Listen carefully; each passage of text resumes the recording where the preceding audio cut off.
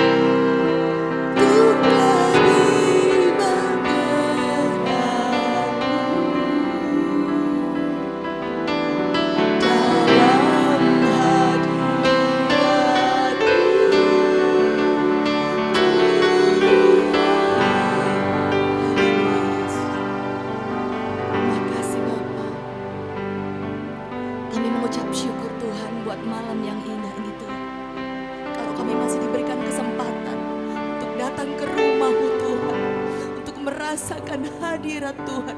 Kami bersyukur Tuhan, Engkau begitu baik buat kami Bapa.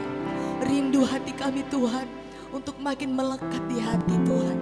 Biarlah Tuhan Yesus kami bawa seluruh kehidupan kami ke dalam tangan-Mu. Tuhan yang pimpin doa selamat malam Roh Kudus ini. Dari awal sampai akhir kami rindu diberkati melalui kebenaran firman-Mu. Berfirmanlah Tuhan. Siap sedia hati kami mendengarkan kebenaran firman Tuhan. Segala kuasa-kuasa roh-roh jahat yang ingin merampas benih firman Tuhan disampaikan, kami hancurkan di dalam nama Tuhan Yesus Kristus. Biar Roh Kudus saja yang bertata di tempat ini, menguasai setiap hati kami. Kami sambut firman-Mu dengan penuh sukacita. Di dalam berkat nama Tuhan kami Yesus Kristus. Haleluya. Amin.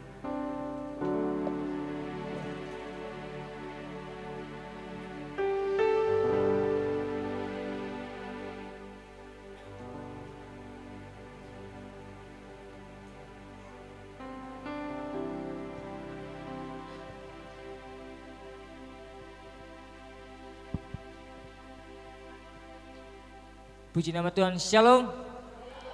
Selamat malam semuanya.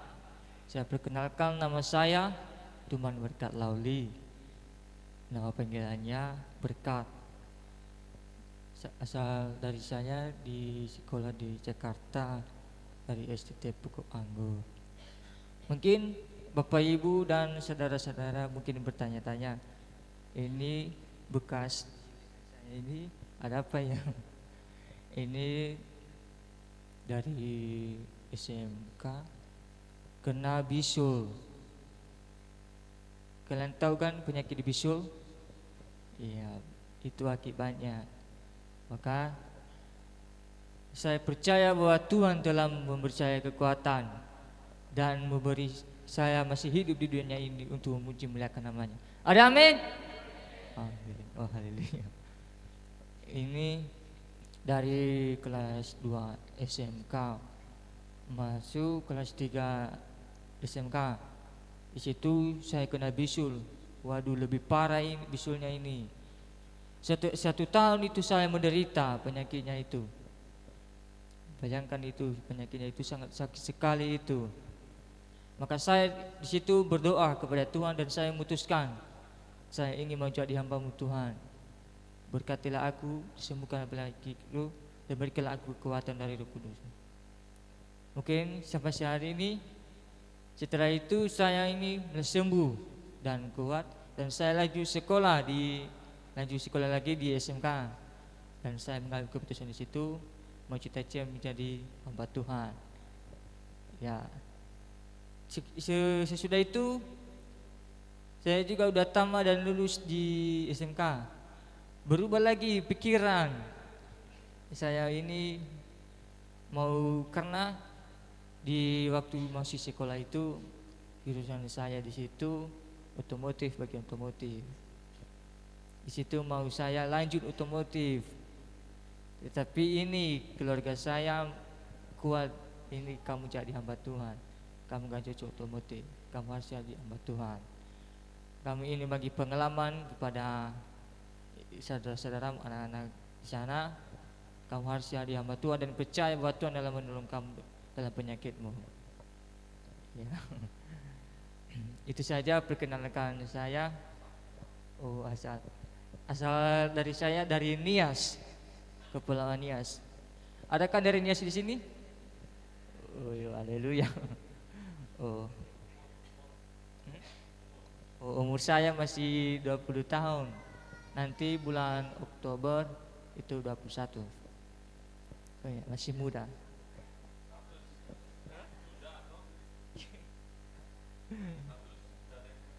Enggak ada. Ini masih fokus ini. Fokus dalam belajar. Iya. Enggak ada lagi waktunya ini. Oke. Terima kasih. Ya. Puji nama Tuhan.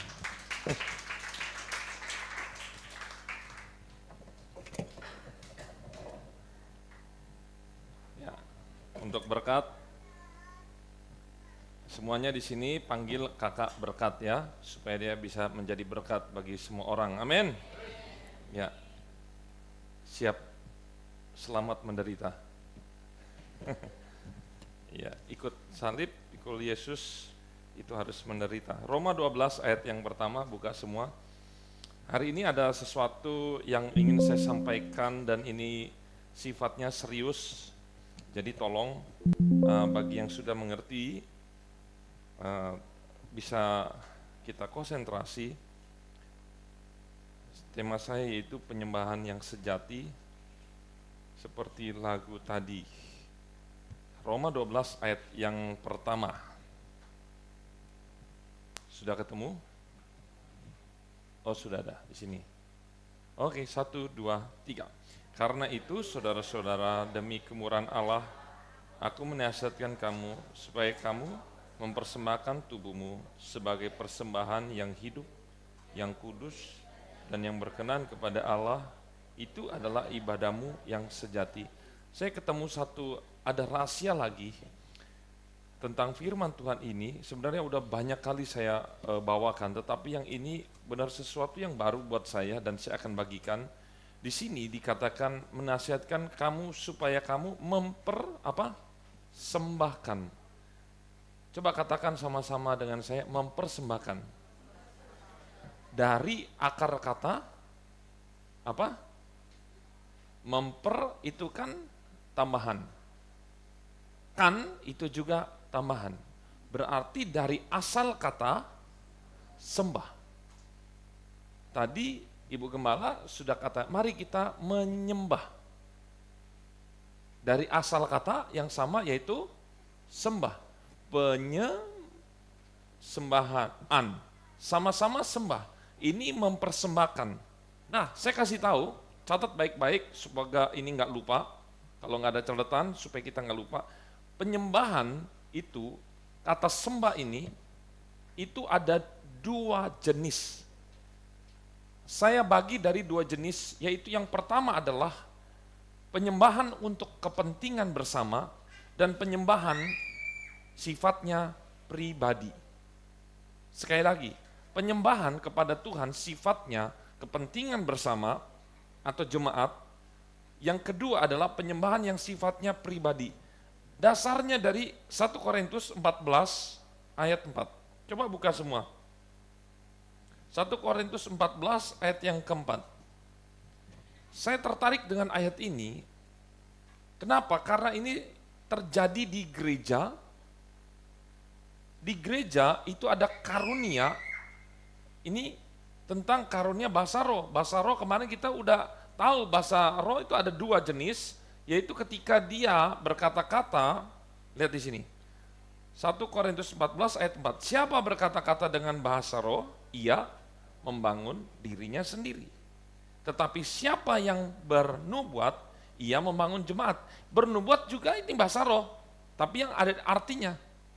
Jadi ternyata kita bisa lihat di dalam gereja itu ada namanya karunia yang sifatnya membangun diri sendiri, ada yang sifatnya membangun dalam konsepnya apa? Membangun jemaat.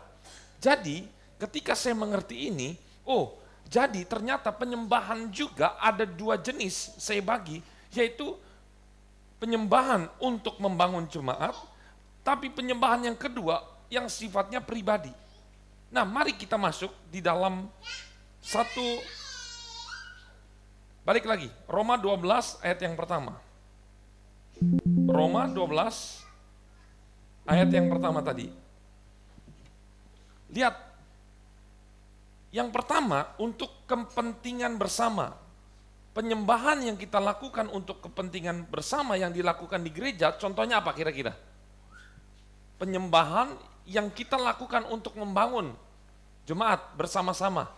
Contohnya apa? Penyembahan dengan cara apa? Contohnya kita menyembah seperti tadi, haleluya, puji Tuhan. Ketika kita menyembah Tuhan, haleluya, puji Tuhan, begitu. Ngerti kan? Ngerti ya? Ya, ketika ada musik, ayo kita bernyanyi, menyembah Tuhan, haleluya. Coba diulang, haleluya. Kemarin gimana? Saya ajari terus. Puji Tuhan. Terus apa lagi? Tuhan baik. Nah, ini termasuk dalam jenis itu. Ya. Terus apa lagi? Penyembahan kepada Tuhan termasuk dalam sifatnya pelayanan mimbar. mulai dari WL, pengkhotbah, singer, pemain musik, petugas perjamuan, LCD, petugas kebersihan, menerima tamu. Bahkan ketika kita memberikan korban persembahan itu termasuk. Jadi semua yang kita lakukan, baik yang pelayan mimbar ataupun kita yang duduk, itu kita sama-sama sedang memberikan penyembahan, tetapi dalam konteksnya ketika di jemaat untuk kepentingan membangun jemaat. Itu. Menyanyi lagu cepat, menyanyi lagu lambat. Ya. Lihat di sini. Jadi yang kita lakukan itu di dalam gereja sifatnya membangun siapa? Jemaat.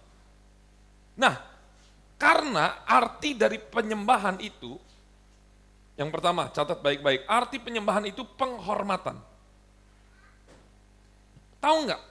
Kita datang ke gereja, tidak ada yang pakai, misalnya nggak pakai baju atau pakai singlet, yang mau tidur ada di sini nggak ada kan? Nggak ada kan? Karena apa? Ketika kita mau datang menyembah Tuhan sama dengan ketika kita mau ketemu misalnya bupati, ada nggak yang pakai singlet begitu? Ada. Gubernur ada? Minimal pakaian kita seperti apa? Yang sopan, pantas. Setuju dengan saya? Setuju? Sama juga ketika kita datang ke gereja, kita memberikan penghormatan lewat pakaian kita untuk Tuhan. Penghormatan lewat apa? Ketika kita datang, kita tidak ribut, tidak ngomong sendiri, tidak mengganggu orang lain. Coba bayangin, kalau kita lagi presentasi di depan, kemudian semuanya di sini ngobrol sendiri. Bagaimana perasaan Bapak Ibu, anak-anak? Suka nggak? Nggak. Makanya kalau ketika ada seorang yang sedang berbicara di depan, sebagai bentuk penghormatan kita perhatikan. Jadi lihat sini, kata penyembahan pertama artinya penghormatan. Jadi ketika kita masuk ke gereja, sudah sepantasnya kita jangan gini, Tuhan kelihatan apa enggak? Tuhan kelihatan, malaikat kelihatan? Enggak. Yang kelihatan siapa? Sesama anak Tuhan. Nah, lihat, karena Tuhan tidak kelihatan, yang kelihatannya adalah pelayan-pelayannya semua, yang kelihatannya adalah sesama, maka saya mau katakan ketika kita menghormati sesama kita, menghargai sesama kita, ini sama dengan kita sedang menghormati Tuhan. Kan ada ayatnya. Menurut Alkitab Perjanjian Baru di sana dikatakan, pembohong kamu, katanya kamu mengasihi Tuhan, tetapi ternyata kamu membenci saudaramu sendiri. Ah itu dia. Dia nggak bagus. Ya mohon maaf, ternyata ada yang bunyi. Kemudian, arti dari kedua penyembahan adalah kekaguman. Biasanya ini dilakukan di gereja. Kekaguman, biasanya lewat apa? Ketika kita apa? Ketika kita kagum, memuji orang lain. Kamu ganteng, kamu cantik. Tapi ketika kepada Tuhan, lewat apa ekspresinya? Dengan nyanyian. Lewat apa? Nyanyian lagu cepat, lewat lagu lambat. Kemudian kita lewat penyembahan, katakan engkau baik, Yesus baik, haleluya, puji Tuhan, itu kekaguman. Ini sifatnya untuk kepentingan bersama. Tetapi arti berikutnya, penyembahan itu adalah penyerahan diri secara total dalam tindakan sehari-hari. Dan ini bukan dilakukan di gereja. Meskipun bisa juga dilakukan di gereja, tetapi biasanya, saya mau nanya nih, Bapak Ibu ke gereja, coba kita hitung, hari Minggu berapa jam paling lama? Ya kecuali sama sekolah Minggu bisa 5 jam, sisanya lebih banyak di rumah kan? Oke, hari Senin ada ibadah lagi, ya paling banyak 2 jam. Selasa ada ibadah lagi 2 jam, Rabu kosong sama sekali, Kamis paling lama 2 jam, Jumat Sabtu tidak ada. Lihat. Berarti kalau di jumlah lebih banyak mana? Di gereja atau di luar sana? Di luar sana ya. Dan saya mau katakan, biasanya orang-orang kekristenan sekarang lebih fokus kepada penyembahan yang dilakukan untuk kepentingan bersama-sama jemaat. Sedangkan saya sudah kasih tahu bahwa penyembahan itu ada dua jenis. Yang kita lakukan fokusnya hanya selalu kepada penyembahan kepentingan membangun jemaat. Tetapi lupa bahwa penyembahan itu adalah yang kedua, fungsinya adalah bagaimana tadi jenis yang kedua? Kepentingan diri sendiri atau pribadi yang tidak melibatkan orang lain. Kalau ketika saya nyanyi begini, kita semua ikut nyanyi, itu melibatkan orang lain. Tetapi ada penyembahan yang hanya kita dengan Tuhan. Dan ini sifatnya seperti hubungan suami istri. Perhatikan baik-baik. Saya mau tanya nih, ibu-ibu yang anaknya sudah besar, ada hal-hal dikasih tahu semua sama anak atau cuma suami istri yang tahu? Banyak rahasia yang hanya suami istri tahu, yang lain nggak ada yang tahu. Sampai sini kita harus perhatikan bahwa hubungan penyembahan pribadi ini bahkan dilakukan hanya kita dengan Tuhan yang tahu. Makanya firman Tuhan, cara berdoa ini kan sebenarnya Tuhan Yesus juga berdoa di bait Allah itu bersama-sama. Bahkan dia setiap minggu, setuju? Dengan melibatkan banyak orang, setuju? Tetapi ada hal berdoa, coba. Ketika kamu mau berdoa, firman Tuhan katakan di mana? Masuk ke kamar, terus dia apa? Dikunci. Perhatikan ini, kata dikunci, kenapa dikunci? Seperti suami istri yang hanya melibatkan dua orang, hubungan pribadi itu dikunci. Setuju? Setuju ya? Tidak melibatkan orang lain.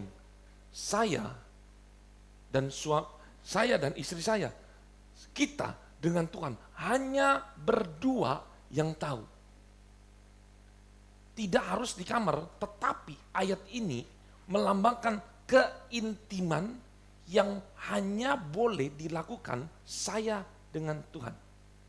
Dan ini ternyata dilakukan oleh Daniel 3 hari sekali. Saya mau katakan begini, pentingnya hubungan kita dengan Tuhan seperti suami istri, itu makanya kita ada jam-jam di rumah. Saya nggak katakan harus sejam, bahkan 5 menit itu pun, jadi begini, jangan berhenti berdoa sebelum kita merasakan kehubungan intim itu ketemu. Contohnya begini, saya telepon sejam, tapi bunyi tut, tut. Saya mau nanya, ada hasil? Ada hasil? Tidak. Lebih baik tut, angkat, ngomong 5 menit. Ada hasil? Ada. Jangan berhenti berdoa sebelum kita mendapatkan sesuatu apapun dengan Tuhan. Itu sama aja berdoa capek kalau nggak dapat apa-apa. Serius. Capek emang nggak? 1 jam nelpon cuman bunyinya tut, Pak. Capek, Pak. Tapi kalau ngobrol, yang sudah pacaran ngobrol sejam kerasa berapa menit? Handphone dari nempel di loudspeaker, betul? Sampai di cas juga, betul? Tidak mau berhenti. Orang yang paling kasihan adalah orang Kristen yang tidak pernah berhubungan dengan Tuhan seperti hubungan suami istri. Perhatikan ini baik-baik. Yang melibatkan hanya saya dengan Tuhan yang tahu. Yang lain enggak ada. Perhatikan ini baik-baik nih. Tetapi bukan berarti hubungan kita dalam konsep membangun jemaat itu enggak penting juga. Bayangin ya, ke gereja udah jarang, menyembah, memuji Tuhan sudah jarang, apalagi ini kan sesuatu yang kelihatan ini paling gampang, betul nggak? Lebih gampang mana? Menyembah Tuhan di sini atau di rumah?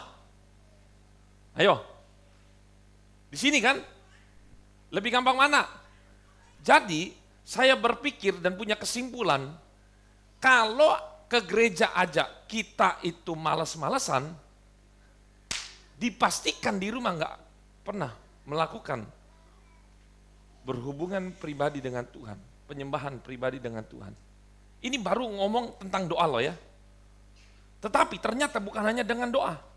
Lihat di sini.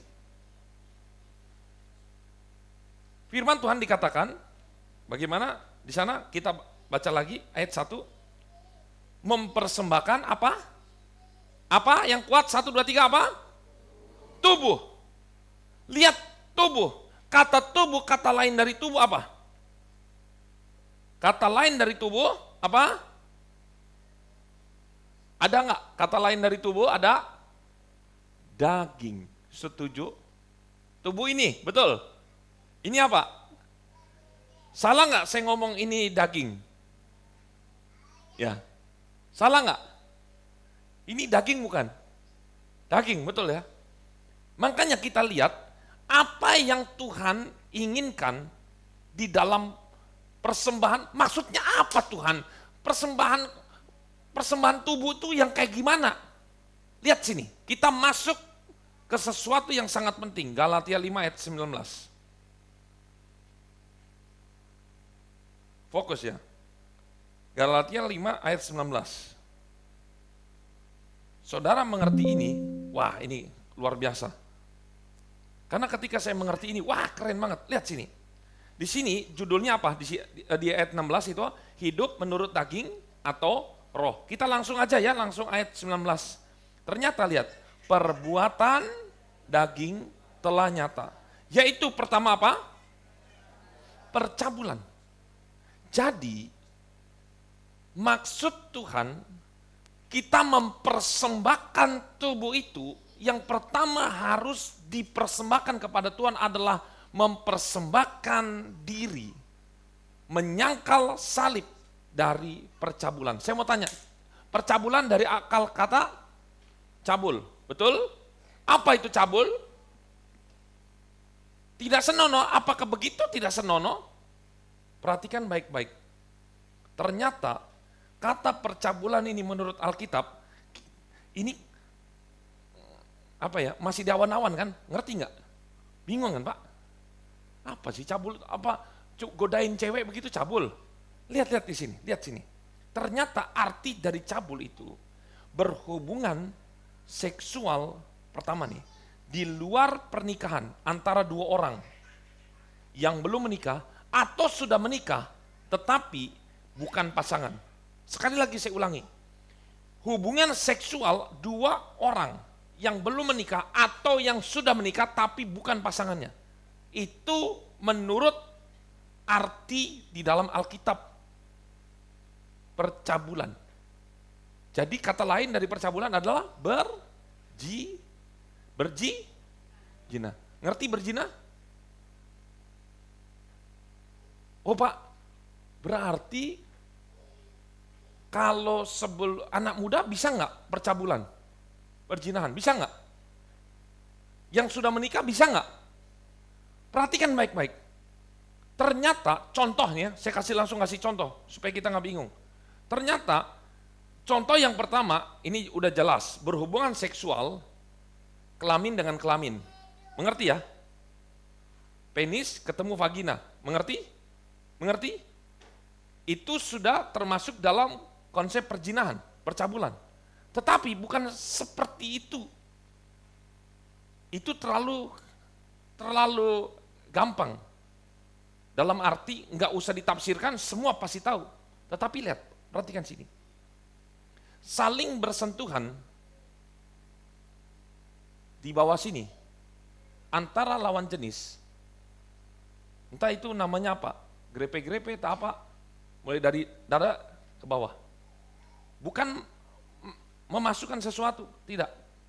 Grepe itu sudah termasuk dalam contoh percabulan.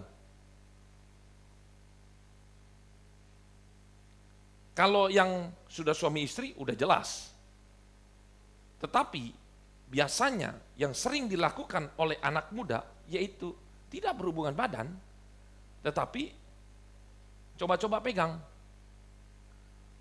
Ada anak muda begini, Om, batasnya pacaran tuh mana? Nah, batasnya ya, saya katakan pintu gerbangnya untuk orang pacaran masuk ke dalam jurang dosa, satu, ciuman, bibir dengan bibir.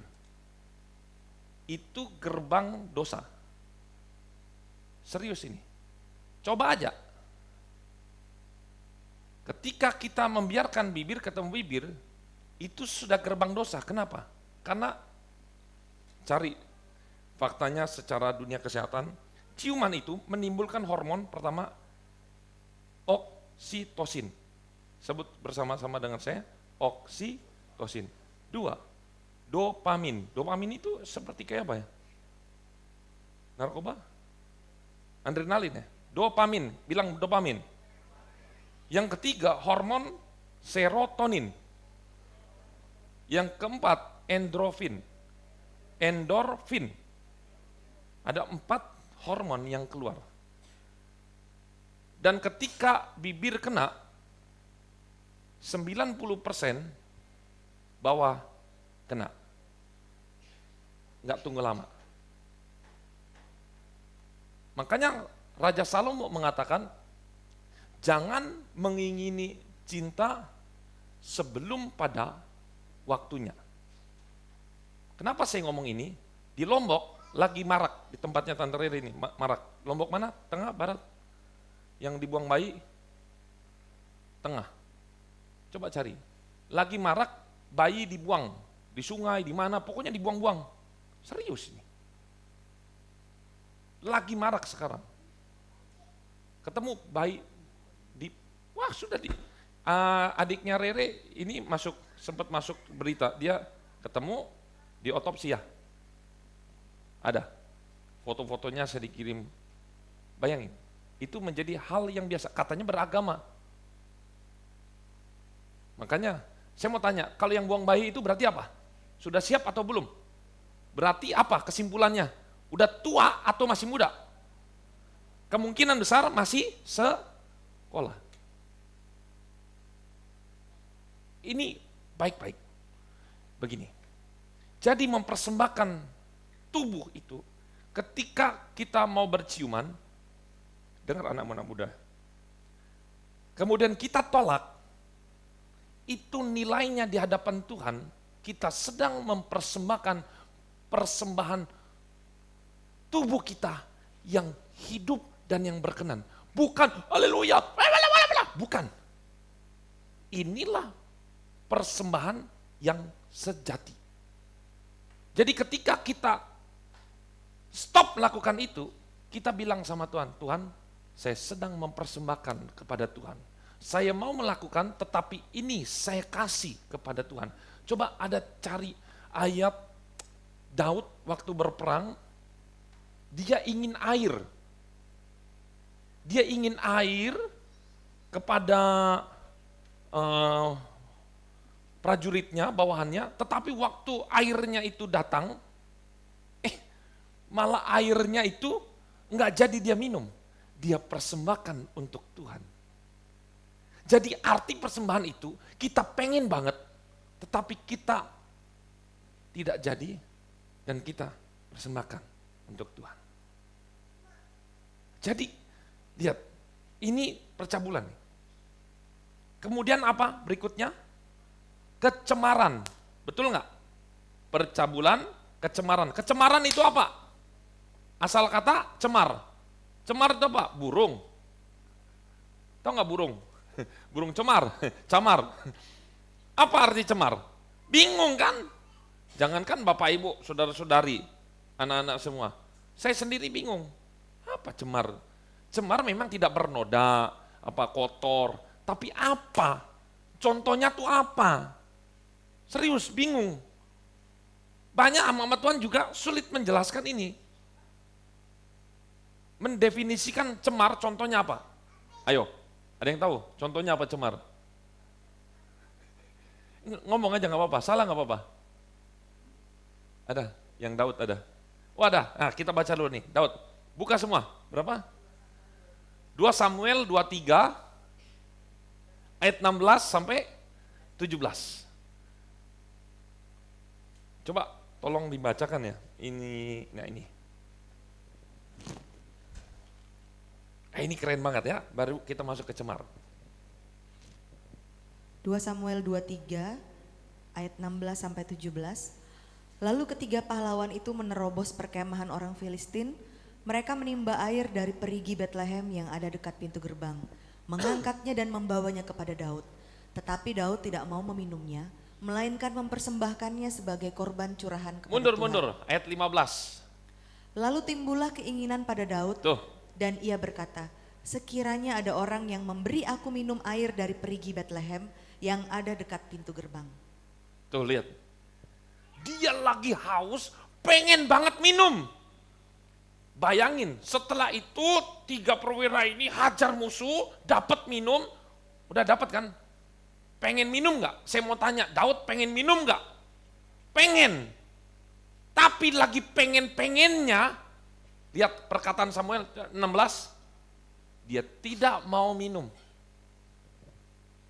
Artinya dia apa? Dia lagi butuh, dia lagi pengen, tapi dia tidak mau melakukannya. Tetapi dia, coba ayat 16, dia persembahkan itu Sebagai korban curahan. sebagai apa? Ulangin, sebagai apa? Persembahan. Curahan kepada Tuhan. Ada nggak nih? Kita lagi pengen sesuatu, bisa nih. Contoh simpelnya. Arti cemar, contohnya nih ya, tahu nggak? Cemar itu artinya kotor, ternoda, tidak suci.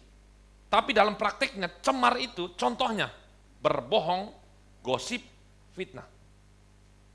Mulut, nih, mogok. Jangankan ibu-ibu, cowok, bapak-bapak juga, udah di bibir nih. Ibu-ibu gimana? Sudah mau ngomong tapi ditahan, enak nggak? Udah mau gosip nih. Udah mau, tapi kita tutup. Dalam nama Yesus, kita diam. Saya sebenarnya udah nggak tahan ini bibir ini, mau apa? Mengeluarkan beribu-ribu kata buat gosip. Tetapi saya persembahkan, saya tidak akan gosip, saya akan persembahkan kepada Tuhan. Itulah ibadah yang sejati. Kita lagi kepepet. Entah kita nilai jelek, entah kita melakukan kesalahan. Sebenarnya kita mau bohong sama orang tua, mau bohong sama orang lain. Tetapi ketika kita mau lakukan itu, bisa bohong dan gak ada yang lain tahu. Tapi kita katakan, gak apa-apa, lebih baik jujur. Kita katakan, Tuhan, saya sedang mempersembahkan korban. Persembahan yang hidup, yang berkenan kepada Tuhan. Wah, itu keren banget loh. Ketika engkau lagi disakiti, pengennya balas. Bisa kita punya duit, kita punya kekuatan, kita punya apapun yang kita lakukan. Ketika pengen balas, tapi kita katakan stop.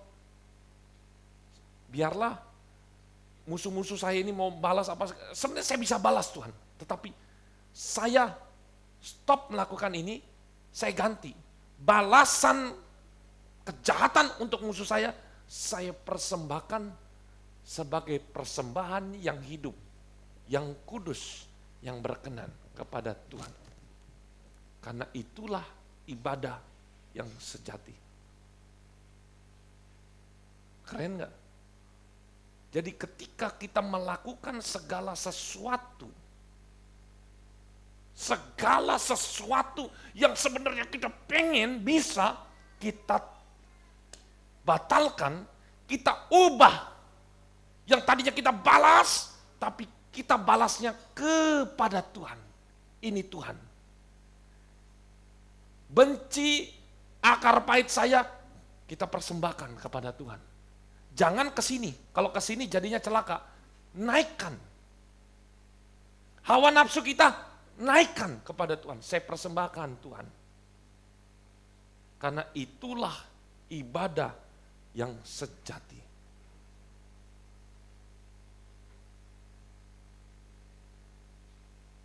Amin.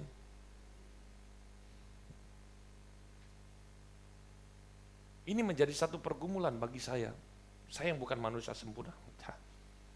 Tapi kita sama-sama ayo. Kita mempersembahkan Oh kalau begitu kita nggak perlu berdoa. Saya katakan, berdoa yang kita membangun ini, itu memberikan multivitamin, booster sebagai obat tambahan. Supaya ketika keluar, kita bisa melakukan itu dengan ringan. Kalau kita menyembah aja udah setengah-setengah, ancur-ancuran, keluar berantakan. Gak bisa. Ingat ya, jadi murid Yesus saja tidak cukup. Karena ada Yudas yang mengkhianati Yesus. Mendengar firman Tuhan saja tidak cukup. Karena ada Yudas juga yang mendengar firman Tuhan tapi tidak melakukan. Oleh karena itu, dibutuhkan Roh Kudus sebagai penolong. Bukan penolong di dalam gereja, tapi penolong ketika engkau ada di rumah. Penolong ketika engkau ada di sekolah. Penolong ketika engkau di kantor, di fitnah, ada yang ngejekin, ada yang bikin gosip kita. Kita jangan elus-elus dada. Jangan ditelen.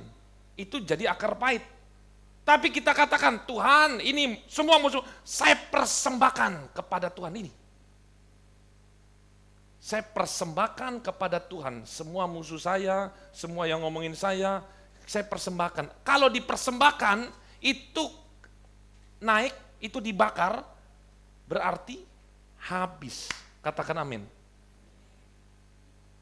Kalau kita persembahkan naik, tidak ada lagi dendam, tidak ada lagi benci. Wong sudah kebakar belum? Sebagai korban dibakar kepada Tuhan.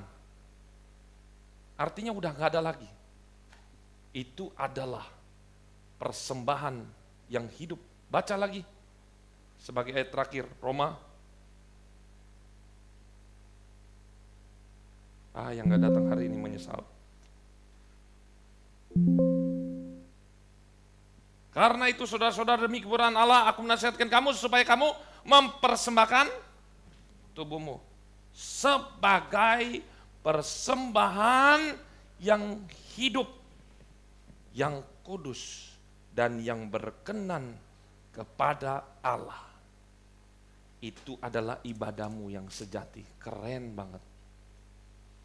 Suami istri sebenarnya, istri saya ini cerewet banget, jengkel, semua udah jengkel, sudah mau bisa karena memang dia tahu istrinya salah, balas bisa, tapi para suami, Tuhan, sebenarnya saya bisa balas, tapi saya tidak balas karena ini sebagai korban persembahan saya naikkan kepada Tuhan. Daripada saya balas istri, baik saya naikkan. Tuhan katakan, engkau sudah memberikan korban persembahan yang kudus, yang berkenan kepada Tuhan. Demikian istri kepada suami. Apalagi yang suaminya tukang selingkuh apa segala macam, istri terus bertahan. Yang tukang pukul istri terus bertahan. Itu dia sedang mempersembahkan korban yang kudus, yang berkenan kepada Tuhan. Ih, keren banget orang seperti itu. Saya yakin orang yang seperti ini, ada banyak mujizat yang terjadi di dalam rumah tangganya. Anak-anak, kalau mulai sekarang engkau mempersembahkan korban yang kudus, lihat. Saya katakan, dalam nama Yesus engkau akan jadi orang-orang pilihan Tuhan.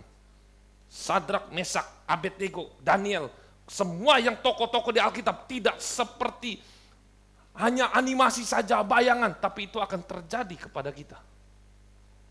Persembahkanlah korban yang kudus. Jangan dilihat orang baru kita takut. Jadilah seperti Daud. Keren.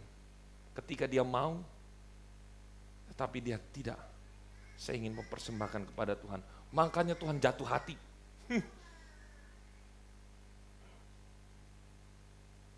Pikul salib. Kalau ikut Yesus, mari kita masuk dalam doa.